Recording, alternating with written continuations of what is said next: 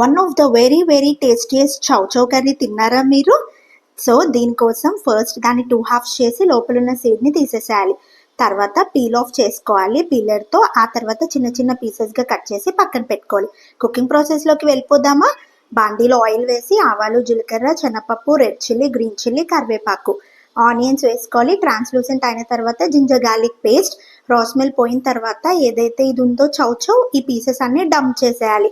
Dump చేసి medium ఫ్లేమ్లో lid పెట్టుకుంటూ కుక్ చేసుకోవాలి. ఉప్పు, పసుపు వేసేసుకొని మంచిగా సాటే చేసుకోవాలి.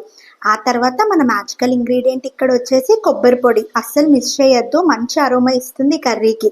సో కొబ్బరి పొడిని వేసుకొని మంచిగా మిక్స్ చేసుకోవాలి. లిడ్ పెట్టి కుక్ చేసుకోవాలి. ఫైనల్గా ఇందులో కొద్దిగా కారం, ధనియాల పొడి వేసుకుంటే అంతే, we are done with yummy chow chow curry. ఇంకా ఇంతకీ చౌచౌని తెలుగులో ఏమంటారో తెలుసా? తెలిస్తే కామెంట్ చేయండి. అంతే వీడియో. మీరు చౌచౌతో ఏం చేస్తారు?